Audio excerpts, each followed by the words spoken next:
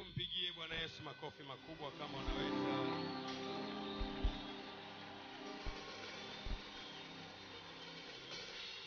Naomba ukae.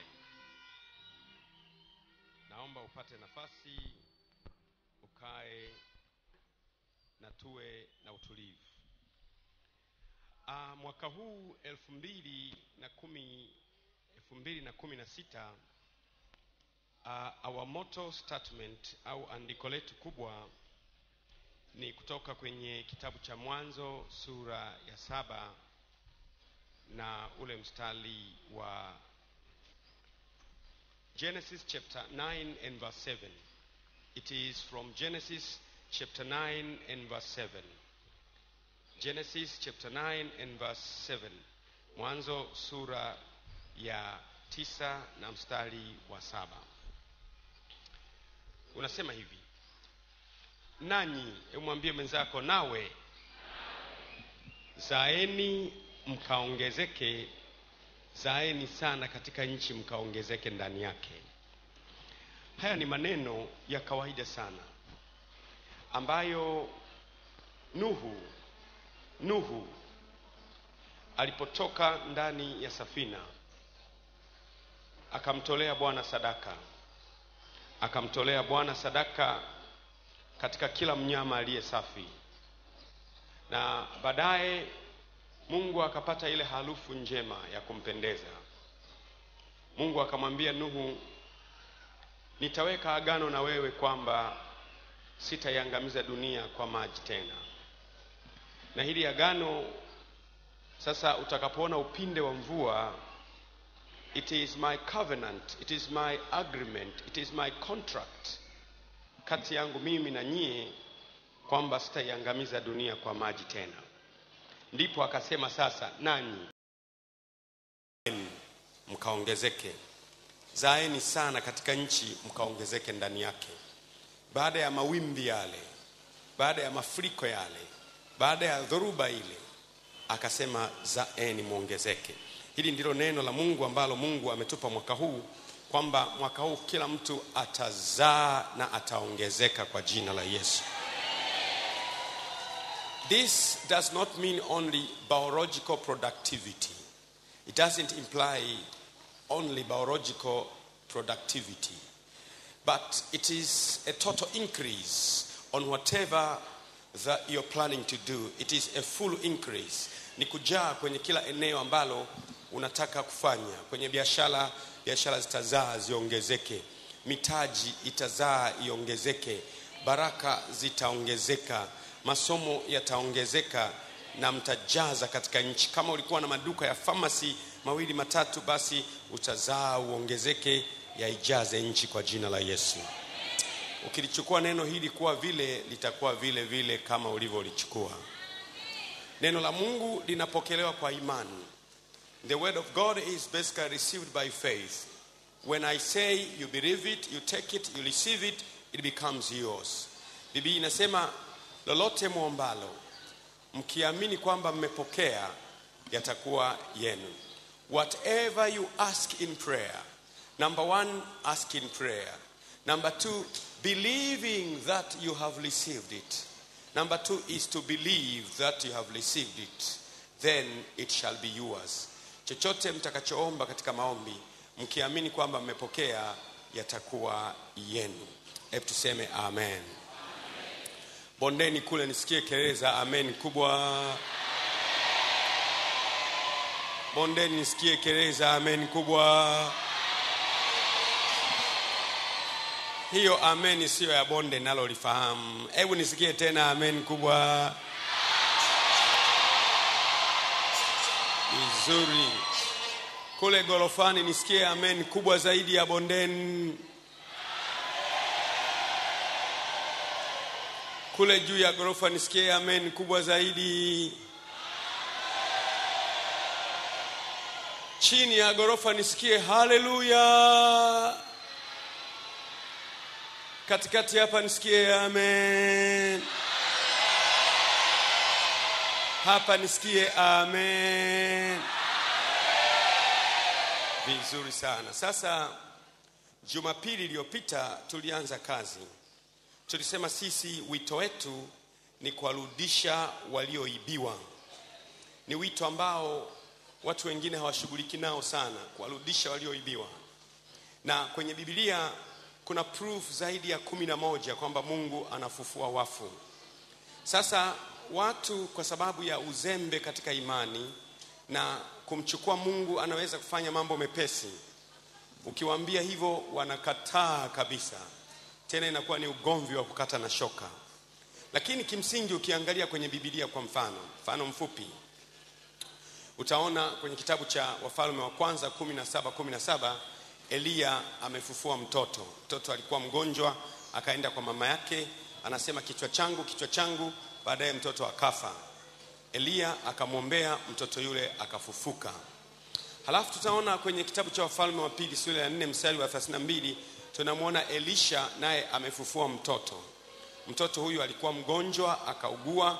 But in the Bible, Elisha prayed for the boy and the boy rose from the dead. Sasa ukisoma kwenye kitabu cha ile Wafalme wa pili sura ya 13 utaona mifupa ya Elisha. Elisha alifariki kwa ugonjwa uliomuua, na baada ya kuwa amefariki akazikwa. Alipozikwa sasa akafariki, akazikwa kwenye kaburi. Naomba upunguze sauti kidogo, nimeweka microphone mbali ndio maana unaiona sauti yangu kidogo. Punguza kidogo tu, lakini setting yako iache pale pale. Asante sana. Kwa hiyo Elisha akazikwa. Na alipokuwa amezikwa, siku moja watu walikuwa wanapigana vita. Kwenye vita hiyo wamebeba mtu kwenda kumzika. Baadaye wakaona wanajeshi wanakuja, wakaamua kumtupa yule mtu maiti kwenye kaburi la Elisha. Biblia inasema na ile mtu aliyekufa maiti alipogusa mifupa ya Elisha akafufuka. Mimi huwa nawauliza watu, hebu jaribu kuwaza mifupa ya mtu wa Mungu aliyefariki, mchungaji aliyefariki miaka ya zamani, aliyekuwa mcha Mungu, mifupa yake imefufua mtu. Je, mtu wa Mungu aliye hai, ikiwa mifupa yake tu yeye hata hana habari, yuko mbinguni, hata hajui chochote, mifupa yake kaigusa mtu kafufuka. Je, mtu wa Mungu aliye hai? Kwa hiyo tukio la tatu kwenye Biblia ni kwamba mifupa ya mtu wa Mungu imefufua mtu aliyekufa ndani ya Biblia. Sasa ukisema hivyo, watu wao wanajitetea, wanasema hivi, ndiyo Pastor Gwajima, ni kweli wafu wanafufuka, lakini ni watoto. Unaona, Elia alifufua mtoto kwa sababu watoto hawana dhambi. Unaona, Elisha alifufua mtoto sababu watoto hawana dhambi. Na mimi nauliza, kuna huyu mtu mzima sasa alikuwa anakwenda kuzikwa akafufuka. Lakini haitoshi. Ukiteremka kwenye Biblia utakuta Yesu Kristo mwenyewe, mwamba wa wokovu wetu, amemfufua binti Yairo. Hebu sema binti Yairo. Sema binti Yairo. Yairo alikuwa ni mtu ambaye si Myahudi. Binti yake alikuwa mgonjwa, anaumwa. Kwa hiyo Yairo akaanza kumfuata Yesu kuanzia asubuhi, anamtafuta Yesu. Jesus was kind of very busy. And Jairus was following Jesus, not because the daughter was dead, but the daughter was sick. Akawa anamfuata Yesu. Ilipofika bila shaka jioni, Yesu sasa yuko busy. Baadaye Jairo akampata, akamwambia mwalimu. Anataka kumwambia mwalimu, nimekufuata tangu asubuhi, mwanangu mgonjwa. Watu wakakimbia, wakamwambia Jairo, Yairo umechelewa.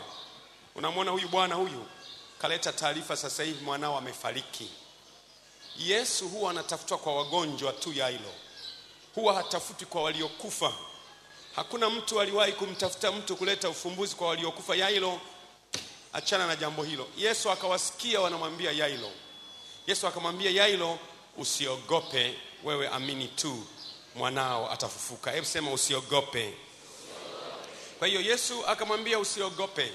Kwa nini Yesu alisema usiogope? Kwa sababu kinyume cha imani ni woga. Unapoogopa maana yake huna imani juu ya jambo hilo. When you fear about something, it means you don't have faith about that thing. Ndiyo maana unamwona Yesu anapokutana na watu anawaambia, enyi wenye imani haba, kwa nini mliona hofu? Maana yake imani ikipungua, woga unaanza kuingia. Ndiyo maana Biblia inasema, kwa maana Mungu hakutupa roho ya woga, ametupa roho ya nguvu na moyo wa kiasi. Ina maana unapokuwa na woga, kuna anayewapa watu roho ya woga, si Mungu. Unaona, tunamwona binti Yairo akafufuka. Yesu akaenda mpaka nyumbani kwa Yairo, akamwambia Yairo, mwanao hajafa ila amelala. Kama ilivyo desturi, wale waliokuwepo msibani wakacheka sana, wakacheka kweli kweli. Bila shaka wanacheka mpaka wanagonga mikono, wanasema unamwona jamaa yao ana tatizo kubwa, hajui hata kutofautisha waliokufa na waliolala. Wanamcheka Yesu. Baadaye Yesu akamwambia yule binti na kuamuru amka. Hakusema binti fufuka, na kuamuru amka. Yule binti akaamka, akasema apewe chakula. Na Yesu akamwambia, msimwambie mtu maneno haya. Msimwambie mtu maneno haya. Kuna sababu mbili kwa nini Yesu alikuwa anasema wasiambiwe maneno haya. Sababu ya kwanza, unapoweka sheria, watu huwa wanapenda kuivunja sheria. Kwa hiyo Yesu aliposema msimwambie mtu maneno haya, by implication alisema yataenea tu, yaenee kila mahali. Sababu ya pili, Yesu alikuwa hajafundisha wanafunzi wake. Yesu hakuja duniani kutenda miujiza. Yesu alikuja kufundisha wanafunzi wake ili atakapoondoka aache msingi wa imani tulionao. Sasa kama Yesu angekufa kabla hajafundisha wanafunzi, tusingekuwa na mafundisho tulionayo haya. Kwa hiyo Yesu tunamwona evidence ya 4, Yesu amemfufua binti Yairo yeye mwenyewe. Lakini haitoshi kama watu wanavyo defend kwamba unajua Yesu alimfufua binti Yairo kwa sababu na yeye ni katoto. Lakini hebu tuone zaidi. Unamwona kijana kwenye lango la Naini. Kijana kwenye lango la Naini. Hebu sema Naini. Naini ilikuwa ni lango. Mji wa Naini umezungushiwa mji. Sasa kwenye mlango watu wanatoka ndani ya lango wanakwenda kwenye maziko. Wamebeba jeneza. Wanampeleka huyu mtu kwenda kwenye maziko. Ingekuwa ni Wakristo bila shaka wanaimba nyimbo. Ingekuwa ni Wakristo bila shaka wanaimba mwamba wenye imara, au wanaimba Yesu kwetu ni rafiki. Wanajua nyimbo za faraja. Hakuna cha kufanya zaidi ya faraja. Tuwafariji waliofiwa. Ingekuwa ni Waislamu nao bila shaka wanaimba Allah, wanakwenda wanamswalia. Lakini wakakutana Yesu kwenye lango la Naini. Yesu akanyosha mkono kuashiria kwamba jeneza lisimame. Ilikuwa si jambo la kawaida kwa desturi za Wayahudi kuwasimamisha watu wanakwenda malaloni. Na hii inamaanisha kwamba hawa watu wanakwenda kuzika kwa sababu wao wenyewe wana hakika amefariki. Yesu akasimamisha jeneza, akamwambia simama. Halafu Yesu akaligusa jeneza, akamwambia yule kijana na kuamuru kijana inuka. The English Bible says, I command you boy, wake up. Na kuamuru kijana amka. Kijana akaamka. Bila shaka watu hawa wamebeba mabegani walikimbia. Lakini kijana akaamka. Huu ni ushahidi wa 5. Yesu anafufua mtu. Haitoshi. Bila shaka watu wakaanza kusema no, we made a problem that we want to bury somebody who was alive. Unajua watu wao wakosi defense. Wanapoona jambo kubwa linatokea, wanatafuta elimu ya kulipinga lile jambo. Elimu nyingi unazoziona duniani zimeandaliwa kama system ya dunia ya kupinga mambo ya Mungu. Wanasema hapana, unajua huyu tena alikuwa tu amezimia. Bahati yetu tungezika mtu aliye hai. Alikuwa tu hakuna ufufuo wala nini, alikuwa tu amezimia huyu mtu. Lakini Yesu akasema okay. Siku moja Yesu akapelekewa taarifa kwamba kuna mtu kwenye kijiji cha Bethany. Mtu huyo anaitwa Lazaro, ni mgonjwa. Sasa Yesu akajua nitakapokwenda kwa ajili ya mgonjwa watasema ni mgonjwa. Yesu akaacha kwenda mpaka Lazaro afe. Lazaro akafariki kwenye mji wa Bethany. Haikutosha, akazikwa. Haikutosha, akaoza, wakafukia lile shimo. Zamani watu walikuwa wanafukia kwa mawe.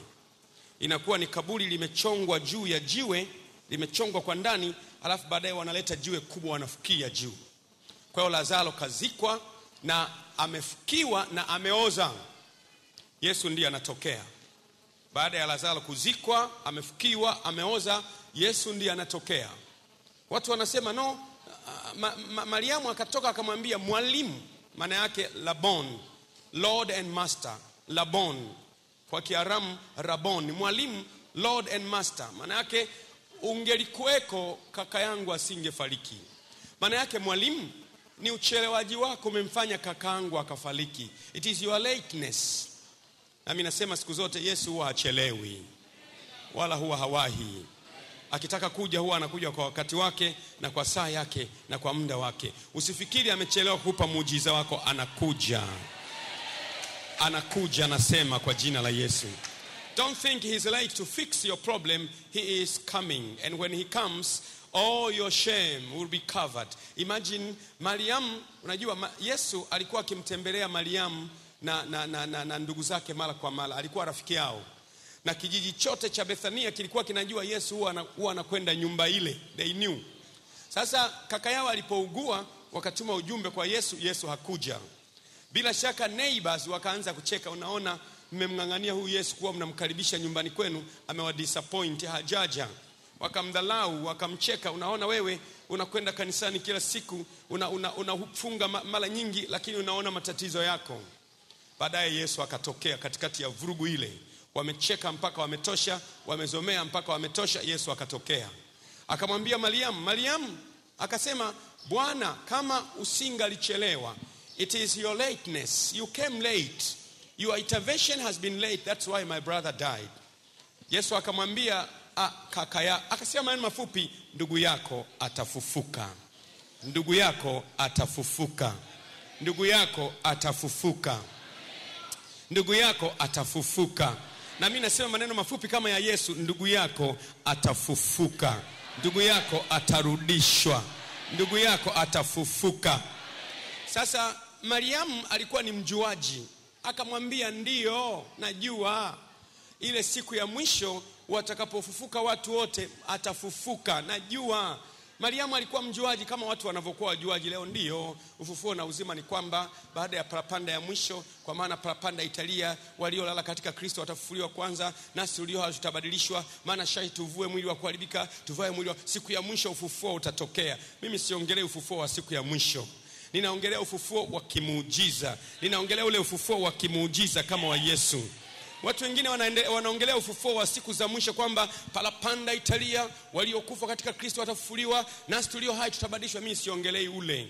Ufufuo uko wa aina mbili. Kuna ule ufufuo wakati Yesu atakuja, makaburi yanafunguka ili wale waovu wahukumiwe na wenye haki waende katika haki. Huo ni ufufuo wa Bwana Yesu.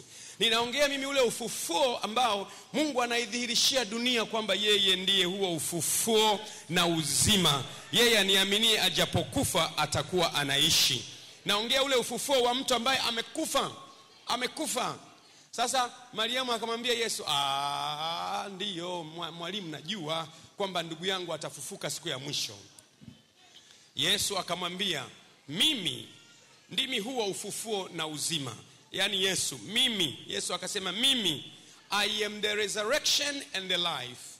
And whoever believes in me, though he dies, shall live again.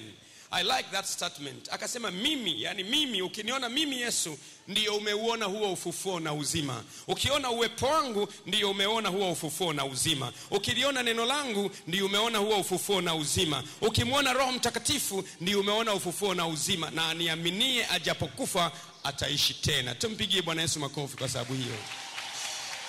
Kwa hiyo naona it is evidence ya sita kwamba Yesu akamfufua mtu aliyeoza. Na Biblia inasema akawaambia, nionyesheni mlikomzika.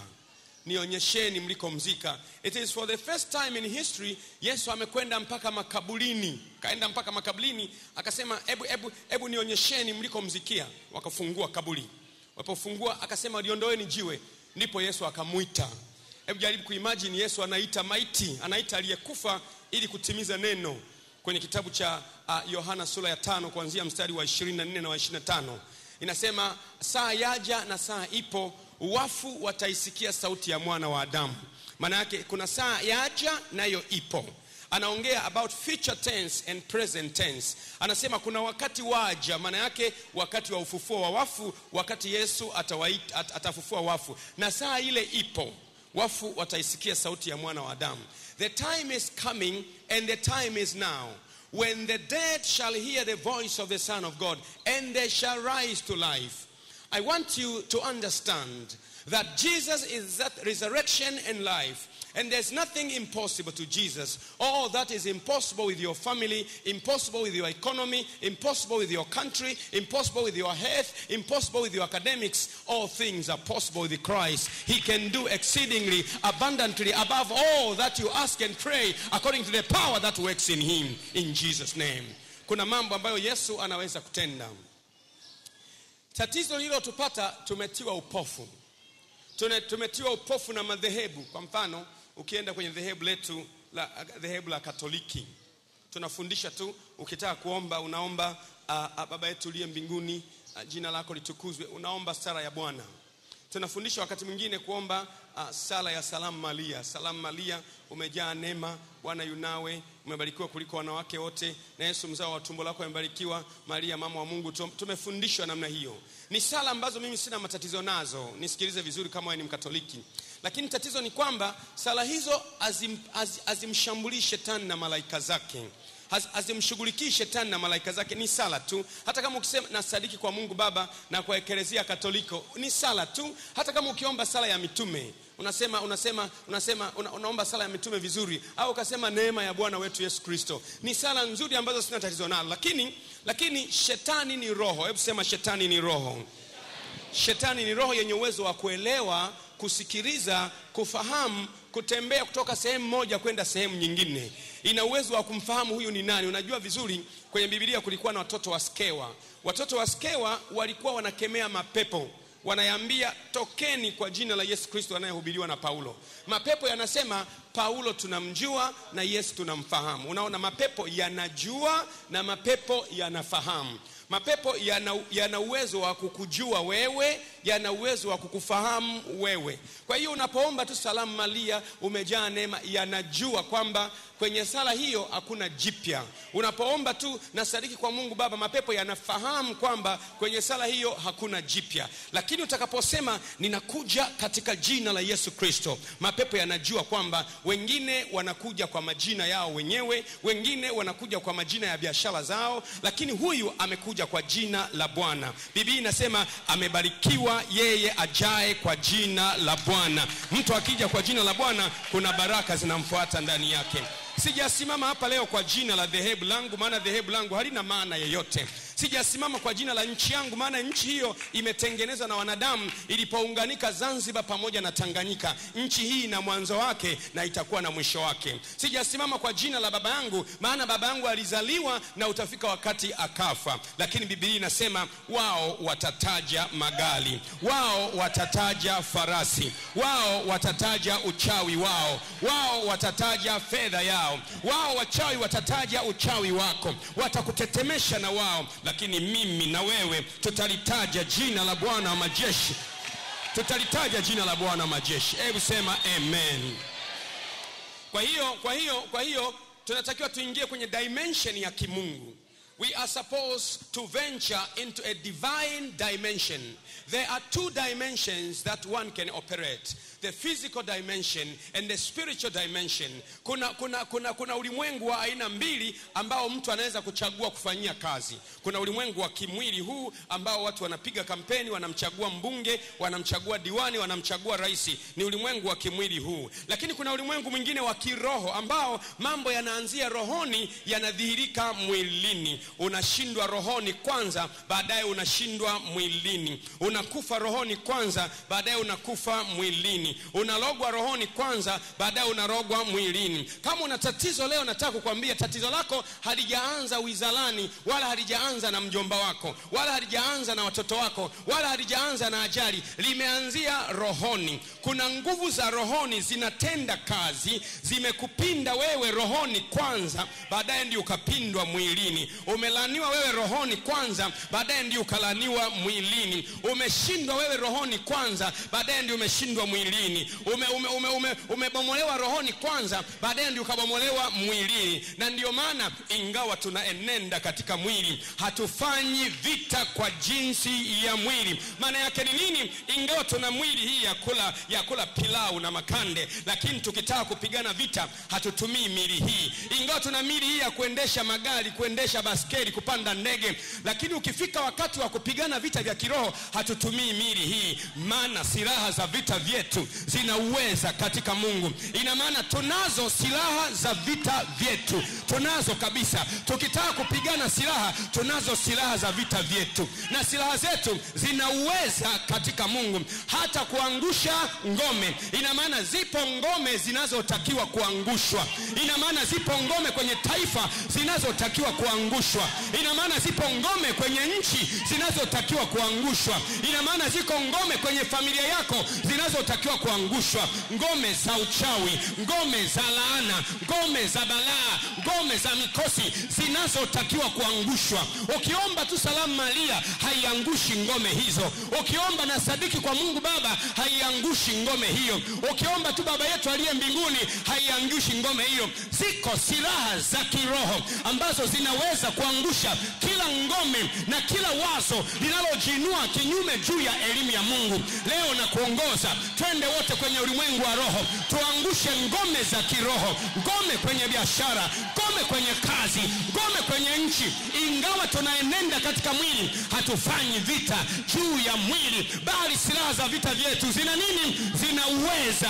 Silaha zetu zina uweza, zao zina uweza, zetu zina uweza katika Mungu hata kuangusha ngome. Tukiangusha kila fikra, na silaha zetu zina uweza wa kuteka nyara kila wazo limtii Kristo. Na lazimisha kila wazo kwenye ulimwengu wa roho na liteka nyara, lazima limtii Kristo. Kila wazo kwenye ulimwengu wa roho na liteka nyara, limtii Kristo.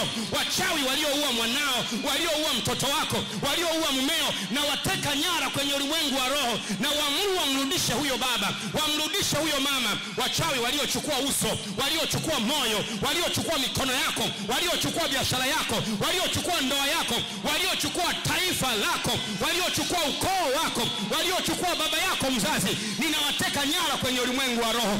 Lazima wamrudishe. Hebu sema rudisha. Sema rudisha. Sema rudisha. Lazima warudishe, kwa maana kushindana kwetu sisi si juu ya damu na nyama, si makonde, sio ngumi, sio maneno, sio mateke. Kwa maana kushindana kwetu sisi ufufuo na uzima si juu ya damu na nyama. Kwa sababu kushindana kwako wewe sio juu ya damu na nyama. Nataka nikwambie wewe ambaye umemlalamikia baba, umemlalamikia mama, umemlalamikia rais au mtu yoyote, kwa maana kushindana kwako wewe ili upate mwanao, kushindana kwako si juu ya damu na nyama, ni juu ya wafalme wa giza, ni juu ya mamlaka za giza, ni juu ya wakuu wa giza hili na majeshi ya pepo wabaya. Sio Dar es Salaam, ni katika ulimwengu wa roho. Sio Kenya, ni katika ulimwengu wa roho. Sio Buguruni, ni katika ulimwengu wa roho.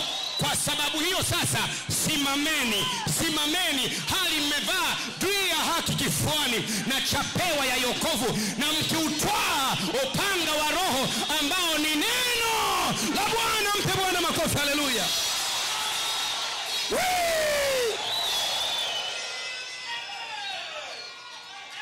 Can I say something if you like it? We have unimaginable authority if we decide to use it. You will not die. It is until your time to die has come. Whoever comes to kill you, he will only give you an exercise to know God's power. Unless your time to die has come, all that is coming to you is just an exercise. Paulo alisema, ingawa tunatupwa chini lakini hatuuawi. Lakini chini tunatupwa. Lakini chini tunafanya nini?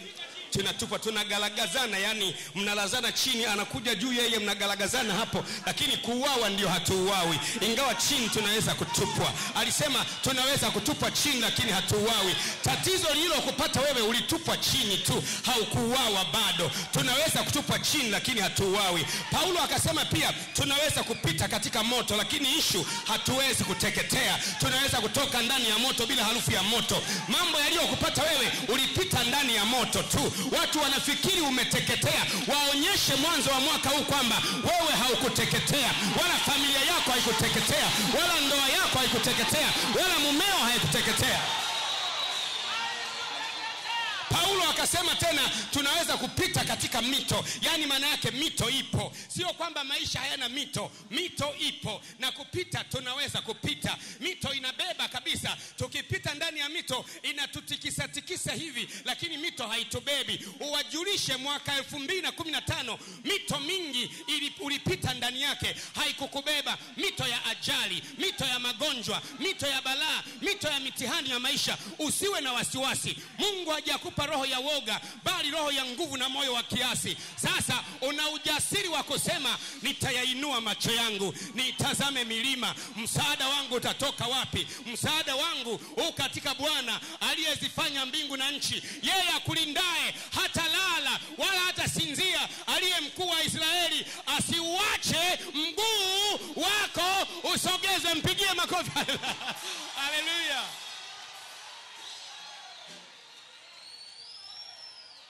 Mpaka hapo sijasema somo langu ni somo gani leo. Mpaka hapo sijasema nafundisha somo gani leo. Maana somo mimi halinihusu. I am not here to deliver a sermon. I am here to deliver people's life. I am not here to deliver a sermon. No, my life is not a number of sermon. Sio idadi ya jumbe nilizonazo, hapana. Mimi sina ujumbe leo, lakini niko hapa kusema hivi. Sasa kuna ulimwengu wa kimwili na ulimwengu wa roho. Unaweza kuamua kutembea kwenye ulimwengu wa kimwili, ukawakemea watu, ukawapiga watu, ukawaonya watu, lakini mimi sitaki kutembea kwenye ulimwengu ule. Maana ulimwengu wa mwili sio original. Kuna ulimwengu wa rohoni. Sikiliza nikwambie wewe, kabla Yesu hajavaa mwili akaitwa Yesu, alikuwepo. Wengine wanasema unajua Yesu alipozaliwa ndiye alikuja duniani. Nataka nikwambie hayo unajidanganya. Kabla Yesu hajazaliwa alikuwepo. Kama utasema eti Yesu alipozaliwa ndiyo alianza, kabla hajazaliwa, maana Yesu amezaliwa miaka 2000 iliyopita tu. Ukisema alipozaliwa ndiye alianza, ina maana kabla hajazaliwa Mwokozi wetu alikuwa nani? Kabla Yesu hajazaliwa alikuwepo. Alikuwa na jina tofauti. Alikuwa anaitwa Mungu Neno. Hapo mwanzo alikuwako Neno, naye Neno alikuwako kwa Mungu, naye Neno alikuwa Mungu. Vyote jamani, ni vyote. Narudia tena, vyote. Narudia jamani tena, vyote. Narudia jamani tena, vyote. Narudia mara ya mwisho, vyote vilifanyika kwa huyo. Vyote vilifanyika kwa huyo. Vyote vilifanyika kwa huyo. Leo unataka kufanya nini? Nataka nikupe taarifa kwamba hata leo vyote vinafanyika kwa huyo. Leo unataka kwenda wapi? Nataka kukujulisha hata leo vyote vilifanyika kwa huyo. Biashara zinafanyika kwa huyo. Ndoa inafanyika kwa huyo. Na pasipo yeye hakuna kilichofanyika kingefanyika. Jamani, na taarifa ya kuambia ndani yake huyo Neno ndimo mlimokuwa na uzima. Ndani yake huyo Neno mna uzima mchana wa leo. Ndani ya huyo Neno mna uzima wa ndoa, mna uzima wa familia, mna uzima wa watoto. Usiogope mambo yaliyokupata, usiogope waliokufanyia. Imeandikwa katika neno la Bwana kwenye Isaya 41 mstari wa 10, usiogope kwa maana mimi ni pamoja nawe. Naam, nitakusaidia. Naam, nitakushika kwa mkono wa kuume wa haki yangu. Na wote walioona hasira juu yako watatahayarika. Ina maana wapo walioona hasira juu ya biashara yako, wapo walioona hasira juu ya familia yako, wapo walioona hasira juu ya kanisa lako, wapo walioona hasira juu ya ndoa yako. Yani wapo kabisa wameona hasira. Biblia inasema wote walioona hasira juu ya ubunge wako watatahayarika. Wote walioona hasira juu ya duka lako watatahayarika. Wote walioona hasira juu ya taifa la Tanzania watatahayarika. Na wao washindanao nao atakuwa si kitu na kuangamia. Wapo wanaoshindana na wewe na kujulisha, kama huna taarifa, wapo wanaoshindana na wewe na watangazia, watakuwa si kitu na kuangamia. Waliofanya vita juu yako bondeni, nataka nisikie kelele. Amen.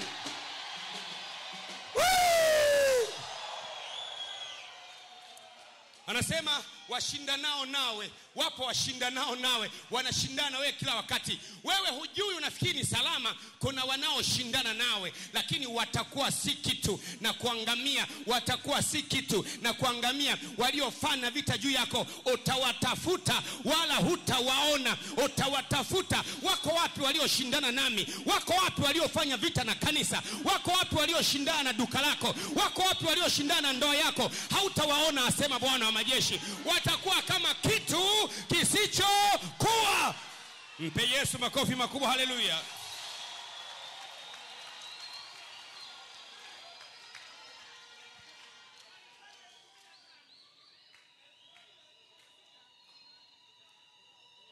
Can I tell you something if you like it? Can I say something to you? There are powers fighting against your academics. Kuna nguvu inashindana na masomo yako. You have been packaged by God. Umepewa akili na Mungu ya kusoma mpaka chuo kikuu, mpaka masters, mpaka PhD. Umepewa akili na Mungu.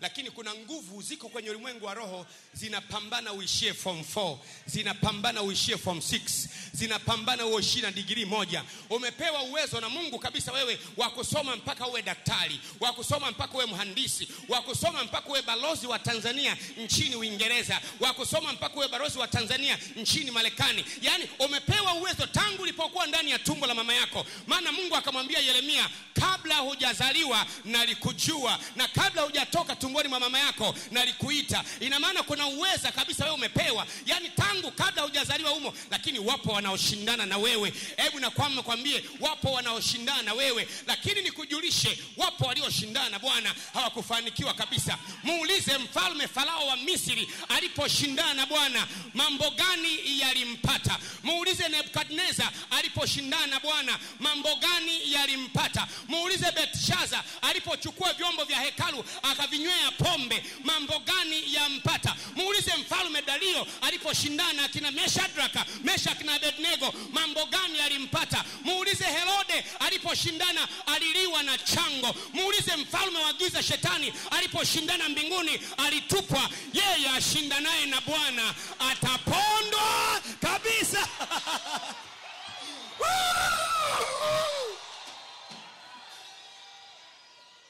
If you are not excited, I am excited myself.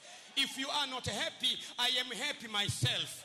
Because I am fighting in the spiritual realm. I am punching the powers of darkness. I am punching witches and sorceries in the spiritual realm. I am destroying all the forces of darkness. I stand against all the powers of evil spirits in the spiritual realm. Kama wewe hufurahii, mimi nafurahia. Maana kwenye ulimwengu wa roho narusha masumbwi kwa wachawi na waganga wa kienyeji. Narusha masumbwi kwa mashetani kwenye ulimwengu wa roho. Na kama alivyopiga kelele Yesu, na mimi napiga kelele, nasema imekwisha. Nasema imekwisha. Nasema imekwisha. Nasema wanasema haijaisha, lakini Yesu amesema imekwisha. Wamesema bado inaendelea, lakini Yesu amesema imekwisha. Wanasema hapana, imeahirishwa, lakini Yesu anasema imekwisha. Wanasema hapana, itaendelea wiki ijayo. Nasema kansa imekwisha, ukimwi umekwisha,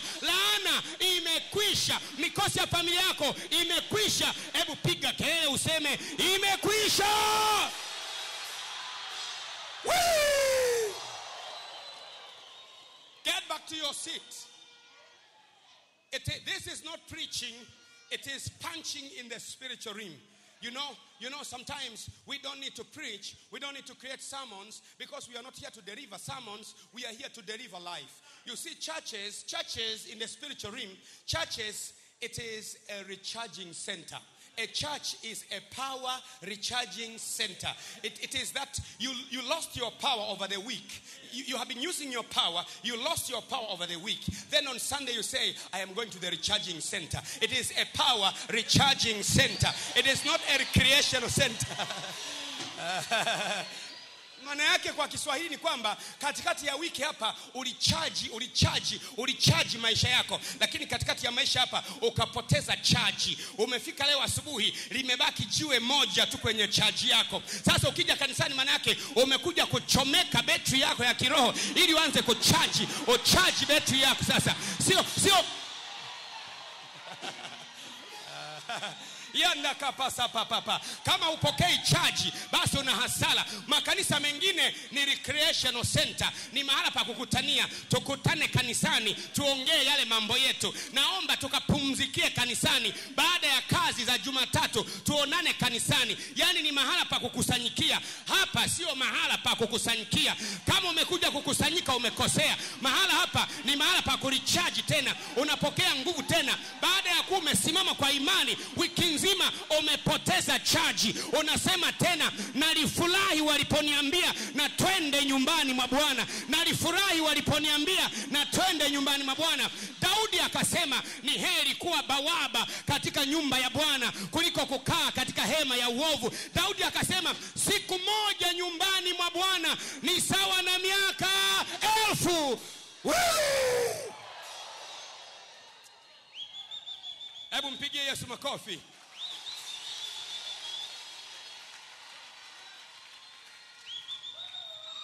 You may be here as your first time tonight, and you are wondering what type of this church, a noisy church.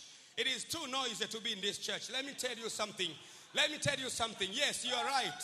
Pengine ni mara yako ya kwanza kuwa hapa. Unasema, kanisa gani ile yenye kelele kubwa namna hii? Ni kweli kelele zipo, hujatulaumu wala hujatusingizia. Ni kweli kelele zipo, lakini nikwambie unapofika msibani ni kimya kabisa, kwa sababu wanawoga wa msiba. Ni kimya kabisa, yani ni kimya.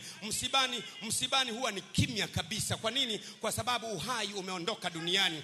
Lakini hebu enda kwenye wodi wanapojifungua kina mama, usikie palivyo na kelele. Kwenye wodi wakiwa wanajifungua kina mama, yule anayejifungua anapiga kelele, anasema mama we, mama we, mama we, mama we. Na katoto kanakozaliwa na kenyewe kanapiga kelele, mama we, mama we. Manesi na wao wanapiga kelele, daktari naye anapiga kelele. Ukiuliza kwa nini kuna kelele mahali hapa, wanakuambia jibu moja tu, uhai umeingia duniani, na sehemu hii uhai unaingia duniani. Pokea uhai kwa jina la Yesu.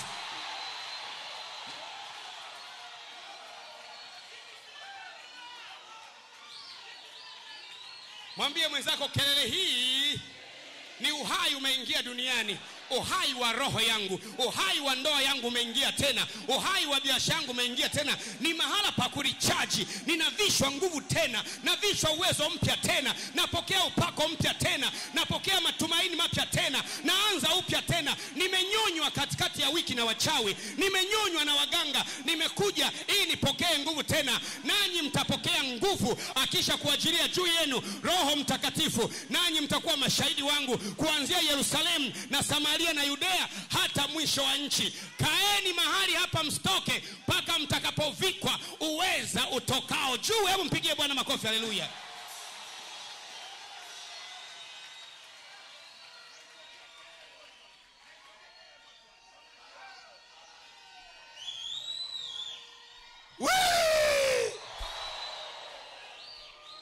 Nilipokuwa mtu wa dini, kwenye dini yangu kelele kama hizi zilikuwa haziruhusiwi. Unatakiwa kuingia systematically, na hata kuomba anatakiwa aombe mtu mmoja. Watu wengine mnatulia kimya. Anaomba padre au mtu mmoja anakuja anasoma, Baba ndio Bwana ndio mchungaji wangu, sitapungukiwa na kitu. Katika akimaliza anasema, na hilo ndilo neno la Bwana. Wengine wote mnatulia na nyinyi mnaitikia amen. Sasa nilipoingia mara ya kwanza, walokole walipo, nikachanganyikiwa. Kila mtu anaongea. Nikawa najiuliza, huyu Mungu anayeongeleshwa na wote anasikiaje? Maana kwenye dhehebu langu nimeshazoea Mungu mtu mmoja anaongea kwa niaba ya wote. Lakini huku kila mtu ana punch kwenye ulimwengu wa roho. Baadaye nikaelewa kwamba watu waliookoka wanajua siri kwamba mtu mmoja akiomba anakimbiza watu 1000, na watu wawili wakiomba wanakimbiza watu 10,000. Maana kwenye ulimwengu wa roho ukiomba mmoja, yandurula kapasha, mashetani 1000 yanakimbia. Wakiomba wawili, mashetani 10,000 yanakimbia. Tukiomba wote, mashetani yote ya dunia yanakimbia na wachawi wanakimbia kwa jina la Yesu. Na wachawi wanajua. Wachawi wanajua. Na waganga wa kienyeji wanajua kwamba ukitaka moto kuwakie, gusa kwa watu wanaoomba pamoja. Shetani haogopi eti kwa sababu wewe unapata sakramenti. Hapana. Mimi nimepata sakramenti sana, na hata hapa tunaweza kupata sakramenti. Lakini shetani haogopi sakramenti. Haogopi sakramenti takatifu. Wala haogopi kwa sababu umepata komunio, umekomunika. Hapana. The devil does not fear eti kwa umepata kipaimara au hapana. Hapana. He doesn't care about kipaimara. I don't know how you call it, but he doesn't care about kipaimara. Shetani anaogopa baadhi ya mambo fulani fulani. Shetani anaogopa kitu kimoja ambacho nakijua kwenye kitabu cha Ufunuo sura ya 19 na mstari wa 13. Asema, naye nikamuona amevishwa mavazi yaliyochovywa katika damu, na jina lake aitwa Neno la Mungu. Ina maana neno la Mungu limechovya ndani ya damu. Kila unaposema neno la Mungu, damu ya mwanakondoo inakwenda mahali. Shetani anaogopa sana. Hebu sema amen. Hebu sema amen. Nisikilize sasa, baada ya kumaliza kupunch hayo, nikupe mambo mawili matatu. Kuna ulimwengu wa rohoni na ulimwengu wa mwilini. Sema ulimwengu wa rohoni na ulimwengu wa mwilini. Sasa ulimwengu huu tunaouona huu hapa, huu ni ulimwengu wa mwilini. Na kuna ulimwengu mwingine wa rohoni.